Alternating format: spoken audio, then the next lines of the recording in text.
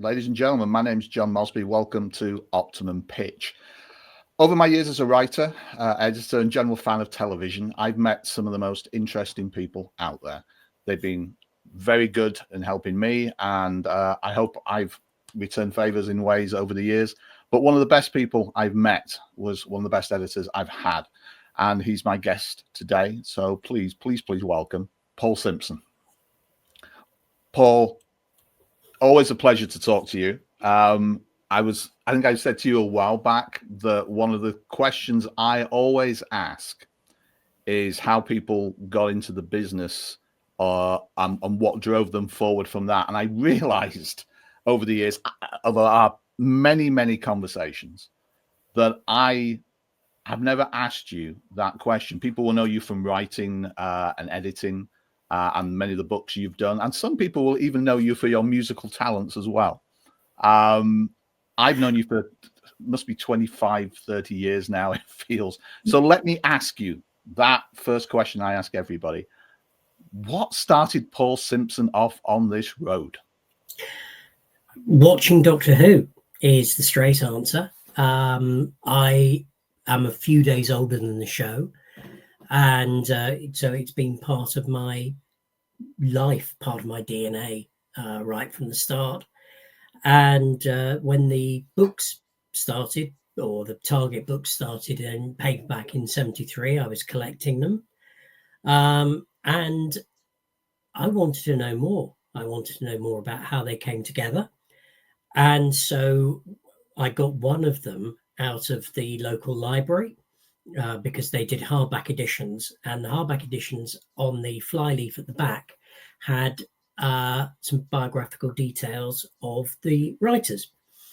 And it mentioned that Terrance Dicks, who was a script editor of the show for 6-7 years, who then was the mainstay of the books line, lived in Hampstead, North London. Me being a cocky 12-year-old, gets out the proper telephone directories, and we're talking the mid-70s here, where London's directories was divided into 4 A to D, E to K, L to R, and S to Z, or Z. Mm-hmm. And so I looked up Dicks Terrance, which was spelt wrong. It was spelt Terence instead of Uncle Terry's Terrance. And it gave a number. And I won't repeat the number because it's still the number at which his widow has now. Mm-hmm. But it's stuck in my brain for all those years, 50 years now. And I rang it. And Terrance answered. And I said, "Are you the Mr. Dicks who writes Doctor Who books?" And he said, "Yes." And I said, "Can I come and talk to you?" And he said, "Yes." Wow. And that is where it all began from. And I went up to Terrance's house in Hampstead. And he was a very generous host, and he answered lots of my questions. And we're talking about a time when the Target book line was very much effectively in its infancy, but for many of us, it was also the golden age. And in his study, he had a manuscript of the Dalek Invasion of Earth novelization, which was coming out in March 77. Mm-hmm. And I asked him if I could have a copy. He was very happy to give me a copy of one of the published books, not so much one of the manuscripts, which I sort of didn't like, but I agreed. And from there, around the same time, I got in touch with David Howe, who ran the Surbiton local group of the Doctor Who Appreciation Society. David's a couple of years older than me, but lived 2 miles, 15-minute cycle ride away. We got together, we got on well. He came up for the next interview with Terrance. Terrance at that point introduced us to Mac Hulk, who was one of the other key script writers and book writers from that period. And it sort of snowballed from there for a couple of years. Unfortunately, my parents didn't approve of spending my time on this daft television show. I can still remember Dad going, "You're never going to make anything out of this." Yes. Looking back from 2025, maybe you're quite right there. But as I got closer to A levels and stuff like that, so the pressure came on me to pull away from that. And so I wasn't part of fandom in the 80s really at all. In the late 70s, Owen Tudor and I had written a Doctor Who script, which was rewritten into a thing called Ocean in the Sky, which Thras Films produced. It's interesting. I've got a VHS copy of it. I've watched it, and there's a lot of good stuff in it, and there's a lot of very familiar names involved with it. Mark Sinclair, Kevin John Davis, Mark Ayres, a Dalek. The Dalek's probably more famous, but he keeps not familiar with his work. Yeah. You've seen an undercover Dalek, it's sort of got the hood up. Moving swiftly on. So in the 80s, I wasn't involved with this sort of stuff, which actually in many ways came to be my benefit, because I was a fan of DWB, Doctor Who Bulletin, which was the angry young man screaming at the clouds. That was Gary Lee, as well as collecting DWM and other things connected to other series. In 1995, I had severe liver dysfunction, liver failure to all intents and purposes. Came out of hospital, and there was a signing of some stuff connected to DWB, or Dreamwatch had then become, when Gary was taking it onto the high street, up at the old Cafe Munchin in Soho, just around the corner from Forbidden Planet, and the late lamented Dark They Were and Golden Eyed. I went to that screening, and to that signing, and they had copies of the then soon to be published next issue, and I sort of went, "Oi, I'm a subscriber, I should have a copy of that." Gary's version of this story is that he took pity on me. My version of it is I made a fuss. Doesn't matter which. I got an early copy of that. Having been a drinker for the previous few years, sitting in a pub with lemonade was not much fun, so I didn't stay that long. But on the train going back to where I was living, I started looking at it and realizing there were some mistakes. And over the next 48 hours, I listed these mistakes, and there were a lot of them. Factual inaccuracies, grammar, whatever. And to be fair to Gary, which is not something I always am, but he was doing it with not as much help as he needed. And so I basically, again, back to the arrogance, listed it all out. And we're talking about days before email here. And I wrote it out, put it on the computer, printed it off, stuck it in the post to him. He gets the post the next morning, and I get a phone call saying, "How would you like to come on board as a proofreader?" It took 2.5 months from there to me editing Dreamwatch, and another 1.5 years or so before I was running the company effectively, which is where you and I met through Dreamwatch and going to things. I was Red Dwarf, and I can't remember what else, but there were 2 or 3 things that we met up on and sort of hit it off. But that's where it started. That's where it all started from. I mean, it's interesting that and various people over the years have said exactly the same thing. You joke about arrogance, but I think anybody, and that's a timeless quality that you do. This is an industry where you do have to push yourself a little bit. You have to take that chances. I don't know whether I would have gone through the telephone directory and gone for Terrence Dicks, but if you hadn't done that, the life would have been incredibly different. It's those opportunities. I think it's making the most of those opportunities, and you clearly saw every opportunity that that came your way and went, if I'm going to do that, I'm going to do it full on, all in or nothing. I think probably that's true of anybody in the business, that there has to be some sort of cheek and tenacity to do what you've done, what I've done, what some of our friends and colleagues have done. over the years, because you can't be involved on the professional side without that little bit of arrogance and that little bit of humility and mixing them all together and hoping for the best.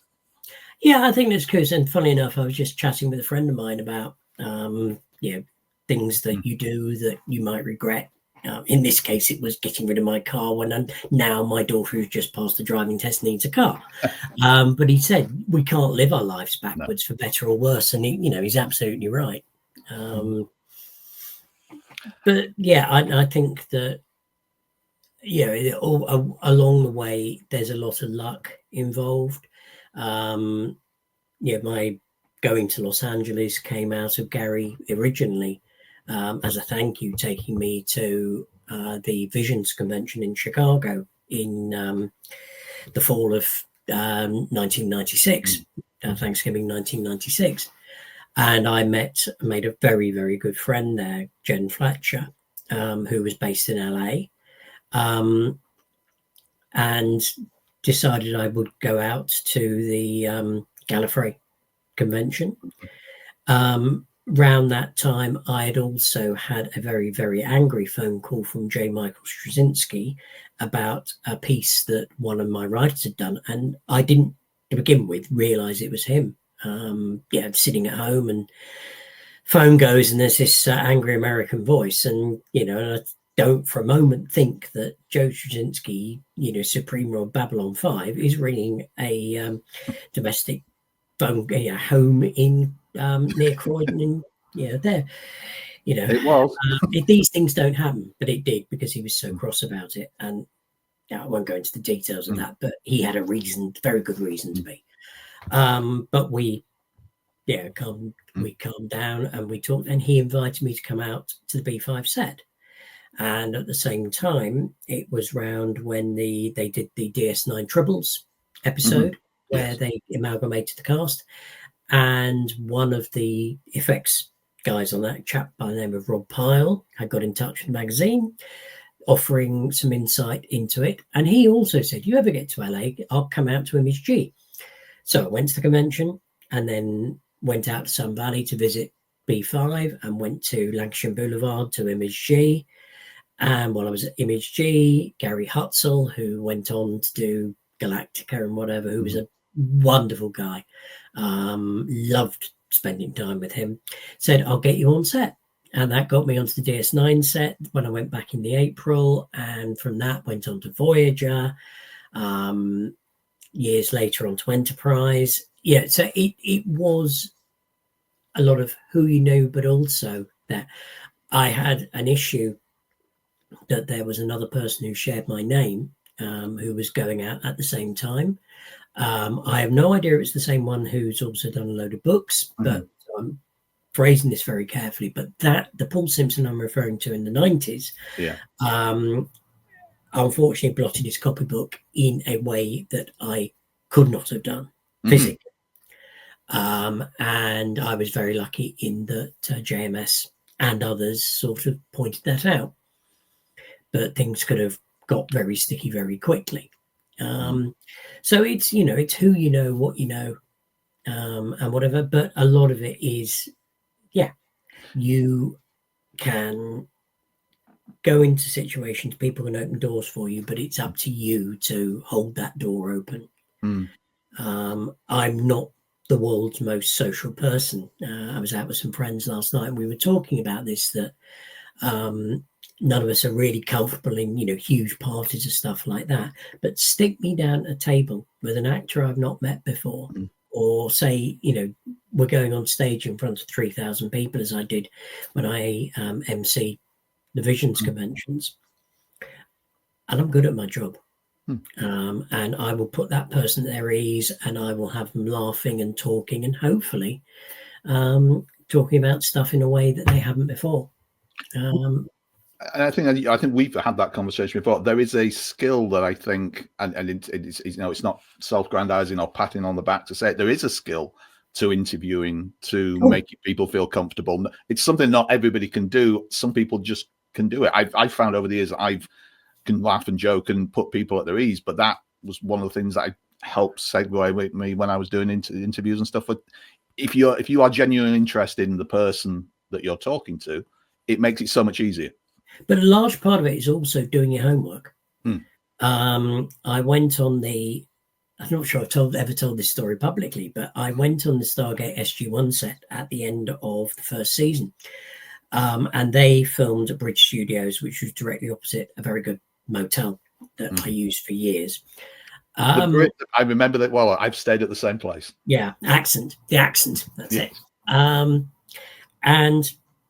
the night before I went on set, I went through and I read up the synopses of every episode that had aired so far and everything that was publicly known, so that it was all at the forefront of my brain. And I went in and I interviewed Brad Wright, and I was able to ask hopefully sensible questions. And he said, "Oh, it's so nice to meet a fan of the show who knows it so well," and whatever. Now, I had only seen Children of the Gods at that point, but I knew enough about it to be able to present that job. It doesn't matter to me whether, and this was a rule I had on Dreamwatch, it doesn't matter whether I liked it or not. My job was to help the people who did like it learn more about the thing that they liked. I mean, it's interesting you mentioned Bridge Studios and Brad Wright. I had a very, very similar situation. I went up with a fellow writer, a mutual friend of ours, Kerry Glover, and Brad Wright was such a nice guy, putting once he establishes you're there and you know your stuff, he's like, okay, let's talk about the things that make us passionate. And I think you can always tell somebody who works on a show when it's not just a job for them, they love what they do, meeting other people. I think my story about that is that we were on the set of SG-1, and this was just before Atlantis launched, and he took us across to the set, just said, "You can have a peek around. We're not really doing much yet." And I got an angry phone call from MGM going, and the powers that be higher up the chain going, "You shouldn't have been on there. That was an exclusive for Entertainment Weekly." And so it's just like, I will not mention. we didn't run that in the piece at all, that we'd actually seen anything. But that was the kind of guy he was. He got enthused by what he did. And I actually think, because I had something similar, Bill, the publicist, took me around, and I was told point blank, this didn't happen. Yeah. So presumably in the light of your visit, that it's so long ago now, but no, that's it. Oh yeah, I mean, there are certain things that we've both done that we can't necessarily talk about in detail now in February 2025, but which we might be able to in 10 years' time, or you might be able to. A bit of a monologue. I don't think I've got any shock stories and stuff. I mean, I suppose there's the odd thing here and there, but it's been not always entirely pleasant, but it's always been interesting, I think. And you talked about the trust. That's so much an important factor, I think, of what you've done over the years, me to an extent. But I remember talking to David Fury on Mutant Enemy, learning about what was going to be happening with Buffy, because it was going to happen on screen before the article came out. But if those details had come out, for minutes after he talked to me, he would have been in serious trouble, and I would never have worked again. You build up those trusts with various people. I had information during Dreamwatch many times that yes, you could sell or whatever, and you'd never work again. And Gary Lee never understood that, I don't think. And in the end, I just stopped telling him. Yeah. I've had similar things with people over the years. I think it's interesting when people say you've got to you've got to, like for Buffy, someone said, you've got to tell me what happens in the end, because I've got to emotionally prepare for it. I'm going like, if I do that, I will never work again. But all those elements of fandom, it's that walking the line between being a genuine fan of something a lot of the time and being the professional side of it. And I mean, you're famous for being able to actually do that and walk that line really well, that some people don't, and they vanish very quickly. There are so many people. I've looked back, I'm clearing some stuff out, found some old Dream Watches, and look at names that I just haven't heard of. Yeah, cool. One of the things I think over the years is fandom, not so much fandom, but the whole entertainment industry and fandom has changed. You talked about, you know, in the days that we both started, I remember faxing some stuff, you know, articles to you and stuff. Email during the, so I guess the 90s. Has technology radically changed the way you do the job? In some ways, for me, elements of it always stayed the same. Other elements changed immensely from what I could have thought of when I started. I think the thing that's changed it most, I mean, I, for medical reasons, retired effectively a couple of years ago, but the thing that changed it most was COVID. Set visits just are not what they were, if they exist at all. You know, go back to the 90s, the 2000s, early 2000s, when I was doing stuff for SFX, when I was working on Star Trek Mag, and then the early days of SFB. You could contact the publicists and say, I'm going to be in Toronto, Vancouver, LA for a week, and you'd fill your dance card. That doesn't happen now. That just doesn't happen now that I'm aware of. You know, things are much, much more controlled. They're much more remote. So I think that is the biggest thing that's changed. I mean, you know, the speed of communication always helps, but the lack of in-person has changed it. And, you know, there are, yeah, and also just the prevalence of websites. You know, when we started SFB, we were definitely, you know, print magazines were still predominant. SFB was far more, it was a website because it took over when Total Sci-Fi, when Titan pulled the plug on Total Sci-Fi. So it was the Total Sci-Fi team. Good Lord. That 40 Years the Magic Roundabout never came out. I was looking at going like, I've never read that one, but it was. Well, we never finished writing it. They never. The making of the movie we did, the Blue Book, but that one, you know, I'm not even sure I've ever seen that cover before, because I went out to, just sidetracking on that, I went out to France because my French was fluent enough to be able to do it, to interview Serge Dano's widow. So I have actually held the original puppets. I have held the original Magic Roundabout. Wow. Fun enough, it came out, I was trying to think of weird examples at my 60th birthday of, you know, just how much my life has been, international. Sort of sitting in the rocks in Sydney, having been on Farscape, and, you know, picking up the original Magic Roundabout. The things that you don't expect. I was talking to the same young friends yesterday about the fact that you and I are doing this today. Yeah. And they were going, you know, well, you have all these stories, you know.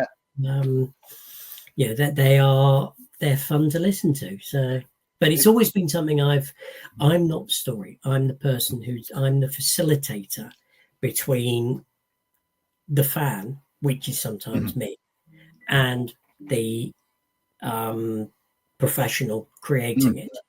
And I have been extraordinarily lucky to meet a lot of those people.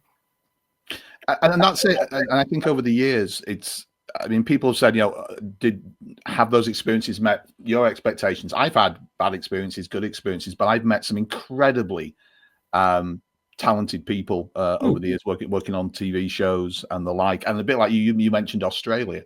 I mean, I ended up in Australia doing stuff because of a lady called Carmel McPherson through Highlander. And then I did other stuff while I was out there. And I think I don't know if you found the same, but one of the reasons you've been able to travel the world is partly through the love of what you do. I mean, Australia, Vancouver, France, you know, it's amazing what you get the chance to do if you're in the right place at the right time. Yeah. A lot of my traveling most of my traveling in the States has been connected to this. It was just unfortunate. There were twice I was invited down to South Africa for things. Once was 2010 for that was it The Outsiders or something? The Benimorovich series. Mm-hmm. That they kept promoting, saying, "This is not science fiction." What's the opening shot? Thing going over the screen. Yeah, that worked well. That was a very, very funny press launch for that, because Julie Graham and I and Ashley Walters, and I can't remember who the other one was, we sort of just, after the screening, just went outside and were just talking honestly about it. And then I was supposed to be going down for the watch for the Terry Pratchett thing, where as COVID hit, and Simon Allen, the producer on that, and I got to know each other afterwards once they got back, and he was sort of going, "Well, yeah, we had some people who were supposed to be coming out, and it was a real shame." I said it was me.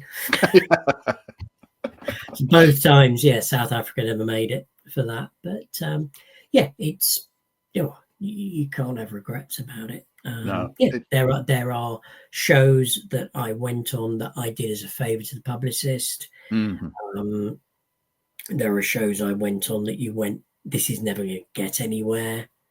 There are others that I wish had gone much longer than they did. And you met the talent, and you saw what and you heard what they had in mind for it.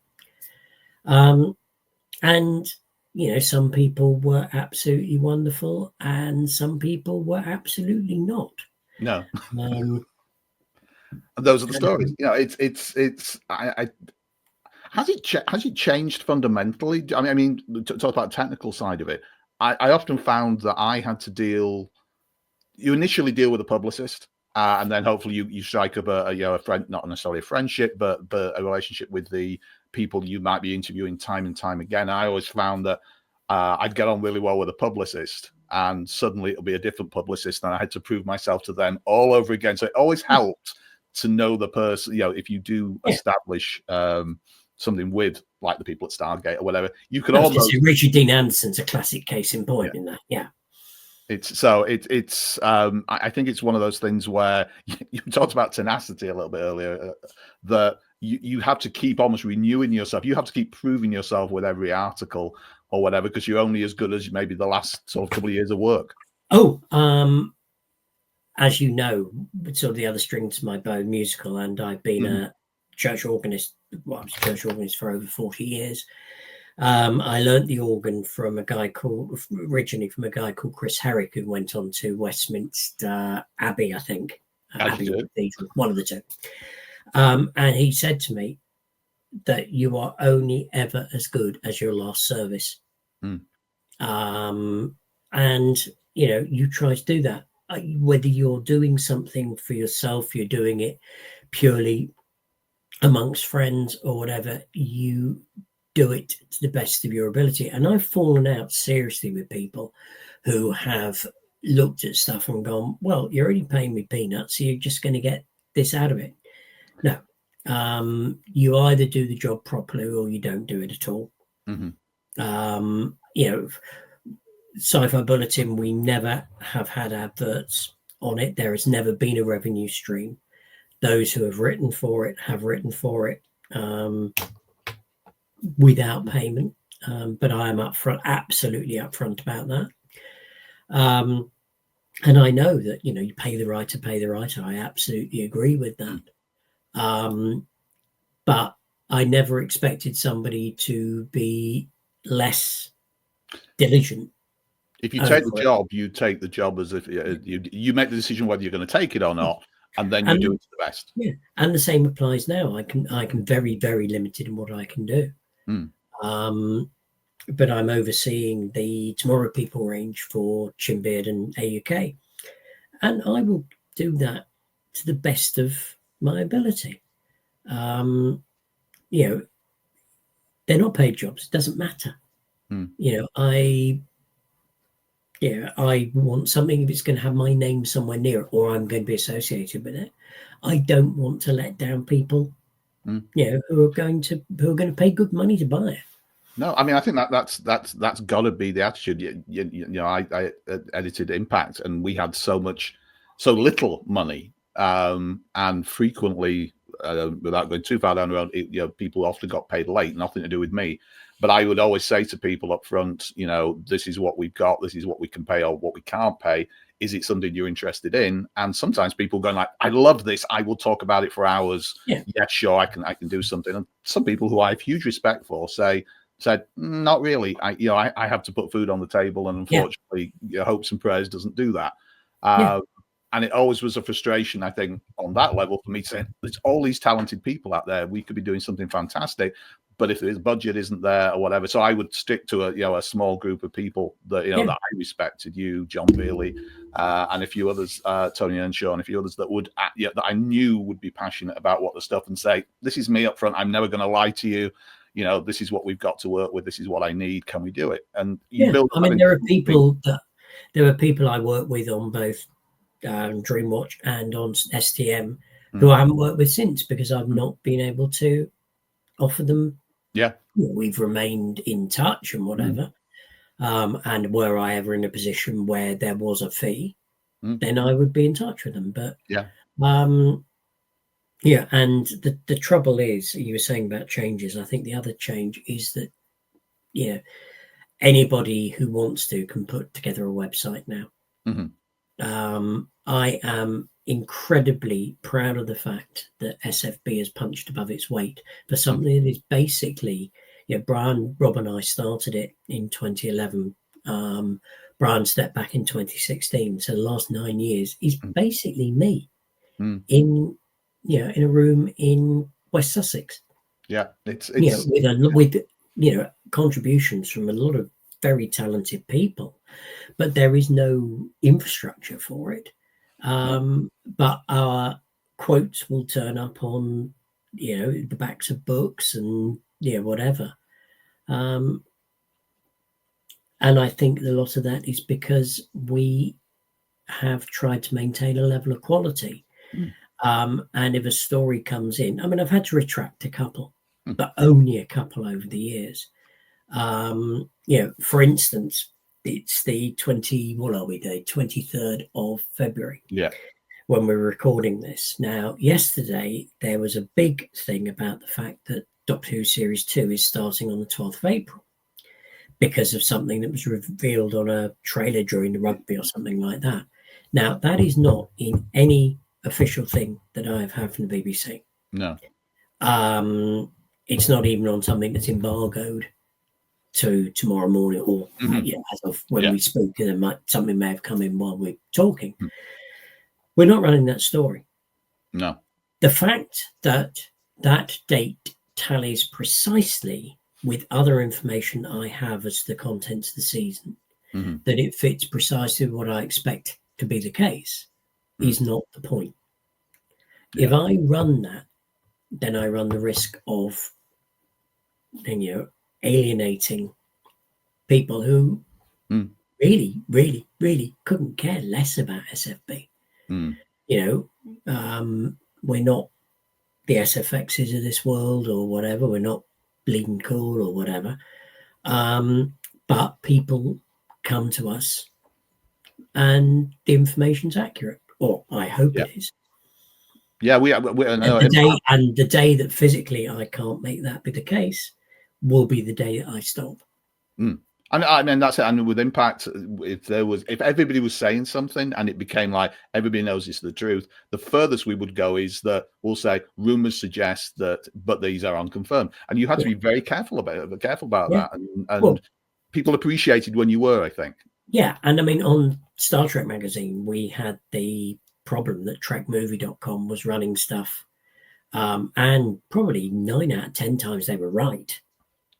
But we were licensed, and if Bad Robot didn't want the stuff out there, it didn't. Then it didn't go out there. And what I tended to do was use that as a filter. So if I knew something to be the case, although I wasn't allowed to print it, I would not print something that I knew was wrong. Yes.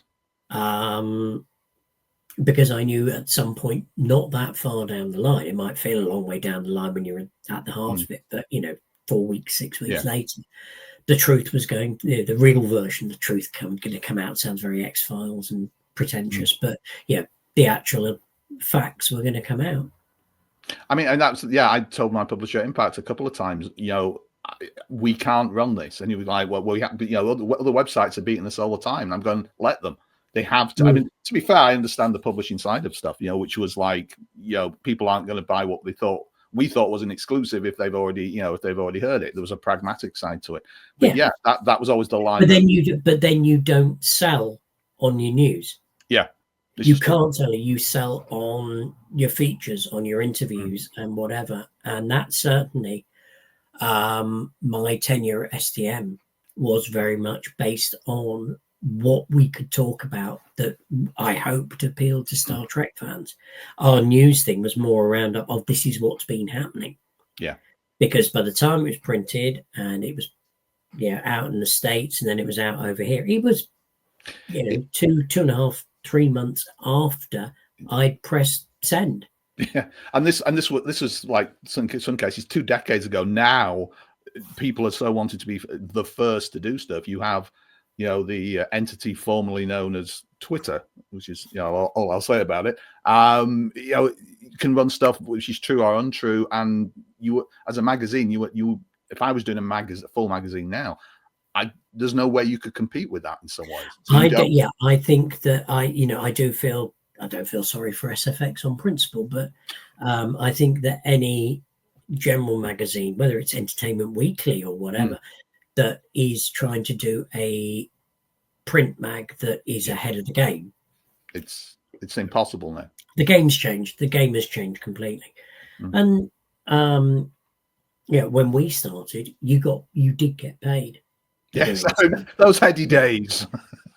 Yeah, but the point I'm making really is that the generation that we were 20 years ago, there aren't those opportunities. No. The same applies in publishing. So many books. You put up the some of the covers of my books a moment ago, and the last one of those, the most recent of those, I was paid considerably less for that than any of the other ones. In actually not even in real terms, but actual terms. Bond Files, that edition is the 2002 edition. The first one was 1998. Serial Killer Files was 2017. And both earn royalties. Both have, I think, earned out by the end. But the actual, this is what you're going to get for writing it, hadn't changed so much. It went up a lot in the middle. I mean, the Bond versus Bond or Middle Earth Envisaged were very, very good payers.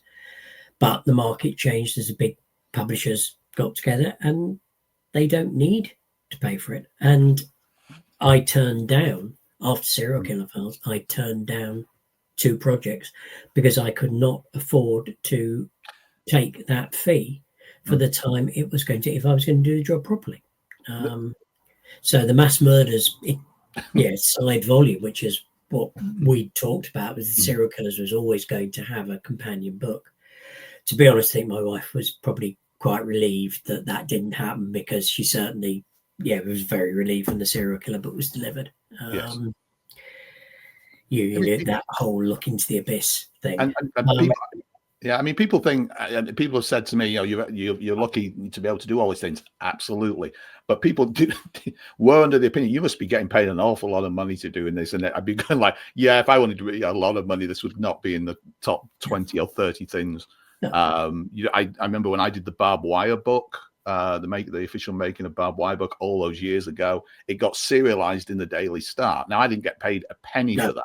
But not only didn't I get paid for a penny for that, they took my name off it and put their reporter's name on it. And I actually had to ring Boxtree at that point and say, I don't mind, not getting paid, but I don't want Jim Smith from the Star to be claiming, that he wrote what I did.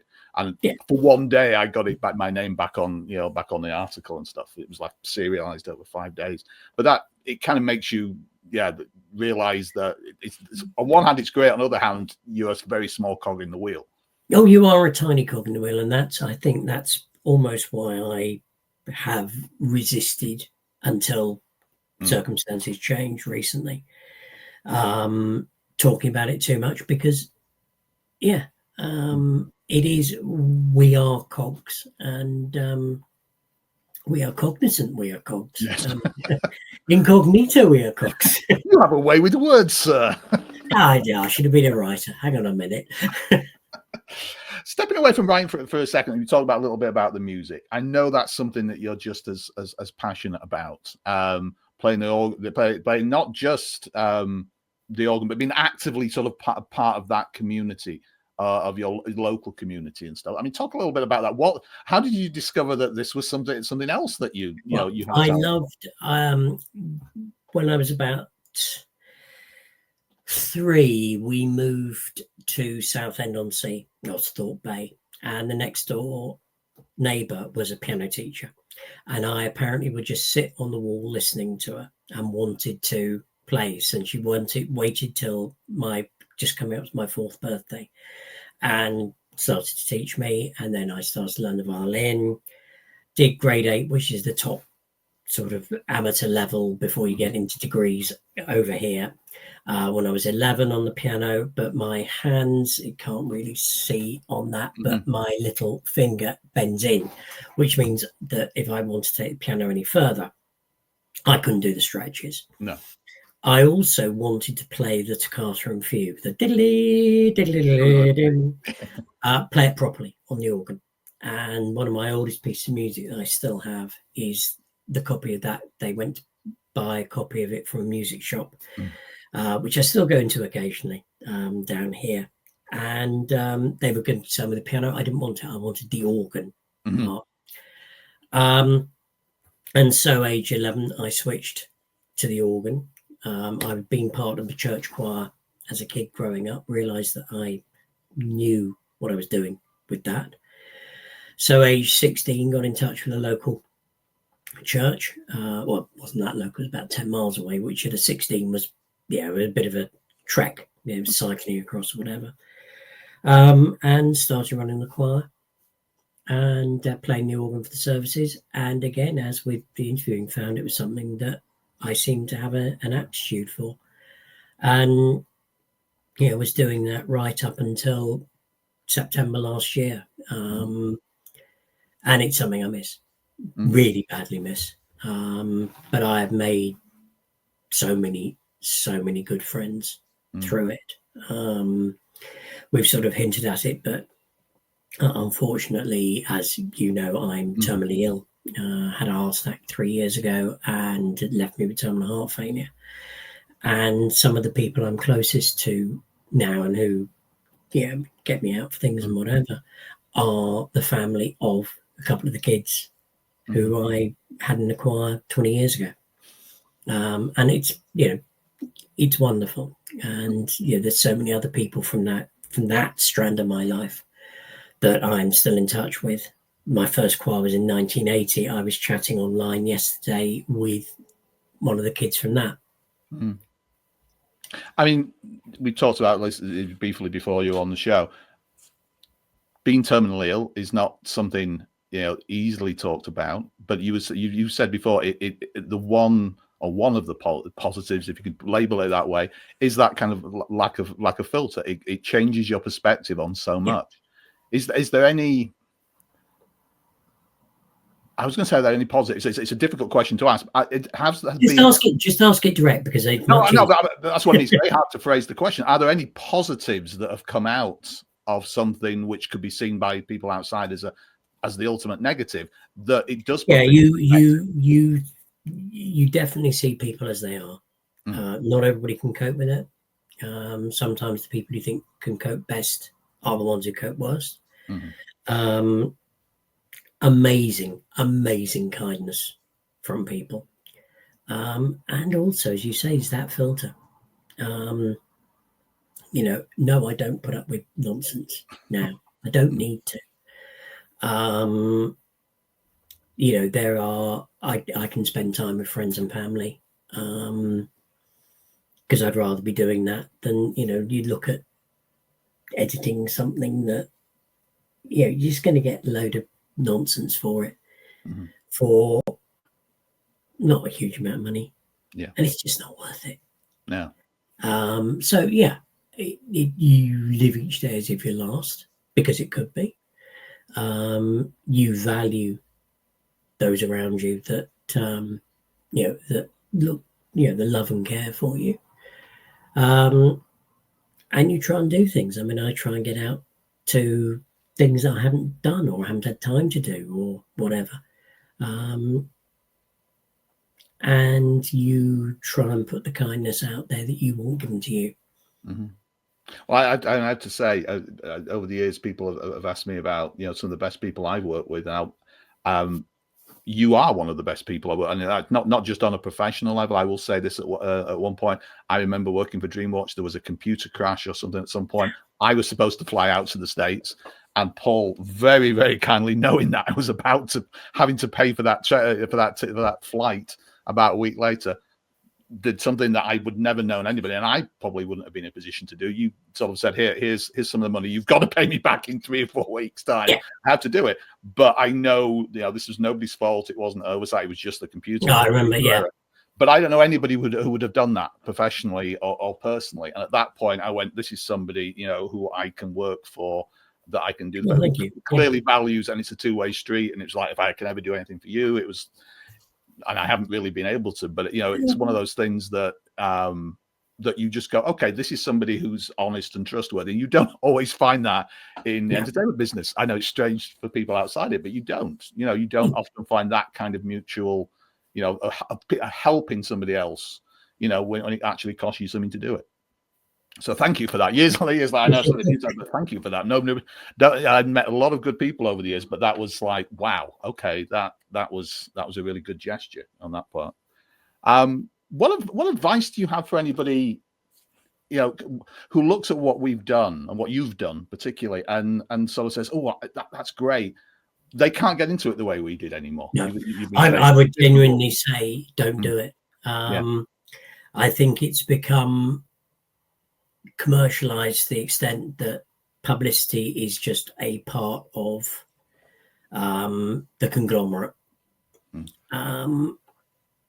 There isn't, I don't think there are the people who do what we did. And we were part of a select few of people who would go on the sets around the world. So no, I think that we are, in that sense, pardon the expression, a dying breed. And it isn't, you can be a fan and you can write and whatever, but I don't think that you can make a living out of it in the way that we did. No. And there are so many, I'm not pretending for 1 second that there aren't a load of other professions that are exactly the same, that, the way of the world in 2025 is extraordinarily different from the way it was in 2005, that it was in 1995, whatever. And there were people that we, the elder statesmen of it, when we started, all this nonsense about sending it by email and whatever, you dictated your copy down the phone. I'd done that. Yeah, I did that. I remember doing that. Yeah. So I think that you've just got this thing now that, SFB won't continue when I'm gone. That is a conscious decision. It will become an archive. I've had offers for it, but it has a certain mentality, certainly mental at times, that has a certain mentality that is mine. And that stretches back to DreamWatch and through STM and whatever. And I wouldn't expect somebody else to do it that way. Doesn't mean that I think it's the best way, but somebody else wants to do a sci-fi site, let them, because it's not a zero-sum game. No. We can have loads out there, and they can, you can have 2 sites that are as well regarded. It doesn't matter. It's not like when I came on board DreamWatch with Gary, and we were absolutely stiffed because SFX had begun, and he'd done all of his planning going onto the high street, and then Future put SFX out there. Yeah, I mean, there was a time, you say, when it was full of magazines. I mean, interesting. I don't get to newsagents as often as I used to, but while there are a lot of magazines that they feel very much like one-off special, there isn't that plethora of titles. There's a handful left. SFX has survived probably because they're part of a big, production company to a point. But I don't know anybody who could launch a magazine now. So it is certainly not in this genre, because the problem with this genre is so ephemeral now. If you think that Doctor Who, is producing 8-10 episodes a year. And if like last season they burned 2 of them on the same night. It's actually only took up 7 weeks of the year, plus something at Christmas. It's not enough to build something that has to sell. I mean, you couldn't start DWM now. No, it survives. It survives on nostalgia. It is nostalgia, and that's not a criticism of my many friends who work on it. But it's it's a tiny thing. Star Trek Explorer's just gone to the wall. After 30 years of Star Trek magazines from Titan. Not much exists. I mean, I think pretty much every magazine I've ever written for, hopefully it's not me, is no longer publishing. Impact, I edited for a decade or so, just couldn't survive either as a niche title or as a mainstream. And for all I may have had criticisms, internally and stuff. If I was the publisher, I probably couldn't have afforded to do it either. It's the way of the beast. We need to pack up in a minute. I'm beginning to lose my voice. Yeah, I was just about to do the last question and just say, anything that excites you now, just in the, obviously you're talking about the change of perspective. Is that what's the stuff you're watching now? Is there anything that you're excited about that you're watching right now on TV?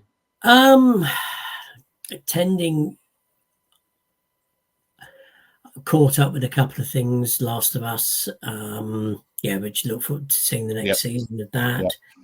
I'm tending to re-watch old stuff. I've just started going through Life on Mars again. I watched Blake 7 to go with when the Blu-rays came out. I'll watch older stuff I enjoyed. I re-watched a channel called Talking Pictures over here, reran black and white Saint stories. So I watched all of those through and then went through the color ones. In terms of what's coming up, we've got 8 more episodes of Doctor Who.